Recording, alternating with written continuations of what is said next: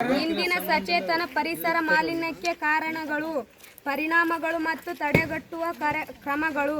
ಪರಿಸರ ಮಾಲಿನ್ಯಕ್ಕೆ ಕಾರಣ: ವಾಹನಗಳ ಹೊಗೆ, ಕಾರ್ಖಾನೆಗೆ ಹೊಗೆ, ಪ್ಲಾಸ್ಟಿಕ್ ಬಳಕೆ, ಕಸವನ್ನು ಎಲ್ಲೆಂದರಲ್ಲಿ ಎಸೆಯುವುದು, ಮರಗಳನ್ನು ಕಡಿದು ಹಾಕುವುದು. ಪರಿಸರ ಮಾಲಿನ್ಯದ ಪರಿಣಾಮಗಳು: ವಾಯು, ನೀರು ಮತ್ತು ಮಣ್ಣಿನ ಮಾಲಿನ್ಯ, ಆರೋಗ್ಯ ಸಮಸ್ಯೆಗಳು, ಜಾಗತಿಕ ತಾಪಮಾನ ಏರಿಕೆ, ಜೀವ ವೈವಿಧ್ಯತೆ ಕಡಿಮೆಯಾಗುವುದು, ಹವಾಮಾನ ವೈಪರೀತ್ಯ.